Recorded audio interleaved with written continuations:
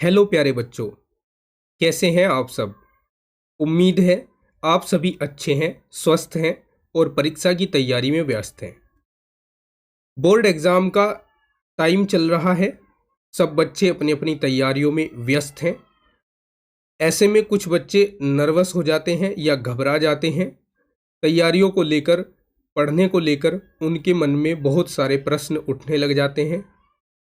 तो ऐसा अगर आपके साथ हो रहा है तो मैं आपको आज जो बातें बताऊंगा वो आपको बहुत ही हेल्प करेंगी मन लगाकर पढ़ने में और एक बेहतर प्रिपरेशन शेड्यूल बनाने में आपकी सहायता करेंगी। तो चलिए अब हम आगे बढ़कर उन सभी बातों के बारे में जान लेते हैं। देखिए, अच्छे नंबरों के लिए पढ़ाई कैसे करनी है, सबसे पहले वो जानना है। मैंने यहाँ कुछ स्लाइड्स बनाई हैं जिस पे मैंने अपने विचार लिखे हैं, अपने अनुभव लिखे हैं और कुछ अनुभव इनमें ऐसे हैं जो मैंने दूसरे स्रोतों से भी प्राप्त किए हैं। जो मुझे अच्छा लगा वो मैंने ऐड करके आपकी सहायता के लिए ये वीडियो बनाया है। तो सबसे पहले तो आपको साल भर थोड़ा थोड़ा पढ़ते रहना है, अन्यथा अंतिम समय में पढ़ते समय आपको घबराहट होगी। कभी भी जब आप पढ़ते हैं तो नंबर हासिल करने के लिए पढ़ाई न करें। अभिभावक भी, पेरेंट्स भी नंबर लाने का प्रेशर बच्चे पे न डालें। जो भी पढ़ें वो नॉलेज गेन करने के लिए, नॉलेज को बढ़ाने के लिए, ज्ञान अर्जित करने के उद्देश्य से ही पढ़ें। ज्ञान हासिल करने में जब लग जाओगे तो नंबर अपने आप ही आ जाएंगे। ज्ञान हासिल करने से जीवन में कभी असफलता नहीं मिलती है। तो इसलिए फोकस रहे सबसे ज़्यादा कि आप नॉलेज को बढ़ाओ अपनी। ठीक है, विषय को समझकर पढ़ें, रटने की कोशिश न करें। बिना रटे बिना समझे अगर रटने जाओगे तो भूलने की समस्या रहेगी। कठिन विषय को भी कहानी या फंडा बनाकर ही पढ़ना है, इससे वह लंबे समय तक याद रहेगा। विषय को मजे लेकर पढ़ना है। जो रात में पढ़ा है उसे सुबह उठते ही एक बार दोहरा लेना है, फिर सुबह उठे उसको दोहराने के बाद परीक्षा से कुछ ही समय पहले जो नई चीजें हैं वो नहीं पढ़नी है। जो भी अब तक पढ़ लिया है उसी को दोहराना है आपको बार बार। नई चीजें पढ़ने का नुकसान हो सकता है, और नुकसान क्या है कि आपने जो पहले पढ़ रखा है उसको आप भूल सकते हो। तो जब जो अब तक पढ़ लिया है उसी पर ध्यान दें, उसी को पढ़ें। ठीक है, नेक्स्ट है परीक्षा कैसे देना है। एक तो जिस तरह दिन भर चलने के बाद मोबाइल को एक बार चार्ज करना पड़ता है, उसी तरह परीक्षा के दौरान नींद जरूरी है। 6 से 7 घंटे की नींद जरूर लें। परीक्षा के समय फ्यूचर की जो चिंता है उसको छोड़ दें, भविष्य के लिए टेंशन ना लें बिल्कुल भी। इससे घबराहट होगी और आप अच्छे से मन लगाकर पढ़ाई नहीं कर पाओगे। प्रेजेंट पर ध्यान फोकस करना है, पूरा वर्तमान पर ध्यान फोकस करना है अपना। परीक्षा में जो भी प्रश्न अच्छे से आता हो सबसे पहले उसका उत्तर देना है, क्योंकि दिमाग को भी एक्टिव होने के लिए थोड़ा समय लगता है। जब एक बार दिमाग एक्टिव हो जाता है तो फिर जो भी आपने पहले कभी पढ़ा होगा वो सब आपके याद आने लगता है, और जो कभी पुराने समय में आपने क्वेश्चन पढ़ा था उसका आंसर भी आपके ध्यान आ जाएगा अगर आपने पढ़ रखा है तो। टाइम मैनेजमेंट पर ध्यान देना है पूरे तरीके से। बहुत से छात्र घबराहट घबराहट में प्रश्नों को छोड़ देते हैं, तो ऐसा नहीं करना है। पेपर मिलने पर सभी प्रश्नों को कितना वक्त देना है ये आपको तय कर लेना है और समय को उसी हिसाब से बांट लेना है। कोई भी प्रश्न छोड़ना नहीं है। साफ सुथरी हैंडराइटिंग के साथ आपको काम करना है, क्योंकि वहाँ एग्ज़ाम में आपकी कॉपी ही है जो सब कुछ बयां करेगी। आप मुंह से बोलकर तो वहाँ बताओगे नहीं, तो इसीलिए राइटिंग को साफ रखें। हर प्रश्न का उत्तर देते समय उसे हेडिंग्स में बांटकर लिखें। ठीक है, हेडिंग्स में बांटकर लिखें, ऐसे ही शुरू से लेकर अंत तक उसको लिखते न चले जाएं। अगर किसी टॉपिक का डायग्राम बन सकता है, चित्र बन सकता है उसमें, तो उस चित्र को जरूर बनाएं। ऐसा करने से क्या होगा, एक गुड इम्प्रेशन परीक्षक के ऊपर जाएगा, एग्जामिनर के ऊपर जाएगा और आपको नंबर मिलने के चांसेस बढ़ सकते हैं। नेक्स्ट है, अंग्रेजी से बहुत डर लगता है बच्चों को।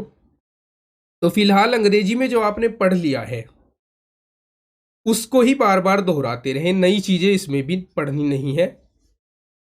हाँ, अंग्रेजी डर का कारण नहीं होता, मातृभाषा नहीं है इसलिए जल्दी से समझ नहीं आती, लेकिन कोई बात नहीं है। परीक्षा के बाद अंग्रेजी को आसान बनाने के जो तरीके हैं वो मैं आपको बता देता हूँ। अभी जो आपके पास है उसी में लगे रहिए, उसी को बार बार दोहराते रहिए, ठीक है, जो भी आपने उसमें कंटेंट पढ़ रखा है वो।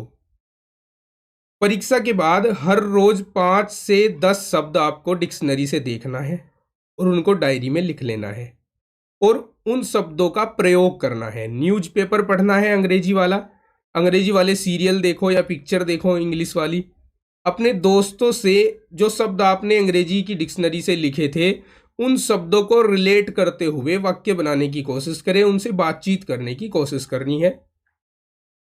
कुछ महीनों के ऐसे अभ्यास के बाद आप अच्छी इंग्लिश सीख जाएंगे, ठीक है। नेक्स्ट है फिजिकल एक्सरसाइज। ये एक बहुत ही इम्पोर्टेंट काम है जो एक परीक्षार्थी नहीं करता है। कोई भी बच्चा जो परीक्षा देता है वो पूरा दिन अपना परीक्षा की तैयारी में व्यस्त कर देता है, ऐसे में वो फिजिकल एक्सरसाइज नहीं कर पाता। तो फिजिकल एक्सरसाइज करनी क्यों जरूरी है, क्योंकि उससे ही माइंड एक्टिव होता है।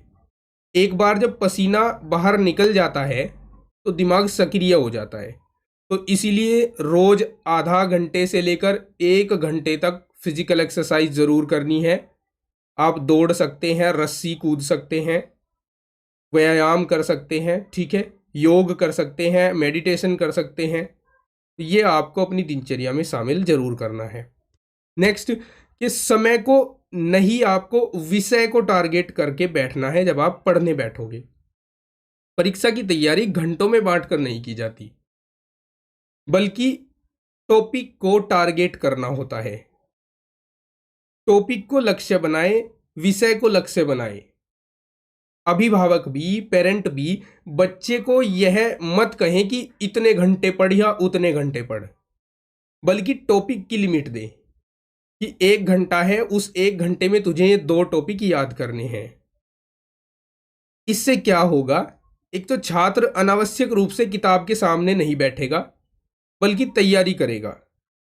अब घंटे तो पढ़े आप 8 और उस 8 घंटे में टॉपिक किया एक ही तैयार, तो उसको क्या पढ़ना बोला जाए। तो इसीलिए टॉपिक को टारगेट करना है समय के साथ साथ। नेक्स्ट है कि अगर पढ़ते समय नींद आए तो क्या करना चाहिए। नींद को भगाने के लिए क्या एक्शंस आप ले सकते हैं। तो यूपी बोर्ड जो इंटरमीडिएट की परीक्षा है वो 2 बजे से स्टार्ट होती है दोपहर में, और ये वो टाइम होता है जिसमें अक्सर नींद आ जाती है। तो इससे बचने के लिए जो सुबह का नाश्ता है वो अच्छे से करे, मतलब हेल्दी उसमें ले, और बगैर नहाए परीक्षा देने न जाए। हल्का भोजन करें जिसमें दाल, रोटी, सब्जी, जूस का सेवन कर सकते हैं। हर रोज दिन में 8 से 10 गिलास पानी जरूर पिएं। इसमें जूस, शिकंजी, नारियल पानी भी ले सकते हैं। चाय कॉफ़ी ज़्यादा नहीं पीनी है, कभी पूरा दिन हर 1 घंटा में चाय कॉफ़ी ऐसा नहीं करना है। सुबह का नाश्ता सबसे पौष्टिक होना चाहिए और अधिक होना चाहिए। लंच नाश्ते से हल्का होना चाहिए, और शाम का यानी रात का भोजन जो आप करोगे वो बिल्कुल ही हल्का होना चाहिए। तो इससे नींद आने की जो समस्या है उस पर आप कंट्रोल पा सकते हैं। नेक्स्ट है कि अनुकूल समय में पढ़ाई करनी है। हर व्यक्ति की जो जैविक प्रक्रिया है वो भिन्न भिन्न होती है, इसलिए जो समय रात हो या दिन आपके लिए बेहतर है, जिस वक्त में आप अच्छी तरीके से तैयारी कर सकते हैं उस वक्त में तैयारी करें ताकि आप अधिकतम आउटपुट दे सके। तो ये कुछ बातें थी आवश्यक जो आपसे शेयर करनी थी। कुछ और बातें भी हैं मेरे पास जो मैं आपको शेयर करूंगा, लेकिन उसके लिए हम नेक्स्ट वीडियो में आपसे बात करेंगे। तो उम्मीद है कि आप सभी बेहतर ढंग से परीक्षा की तैयारियों में लगे हुए होंगे। घबराहट किए बिना और भविष्य की चिंता किए बिना पढ़ाई करते रहिए। मैं मिलता हूँ आपको नेक्स्ट वीडियो में, तब तक के लिए take care, bye bye, have a nice day.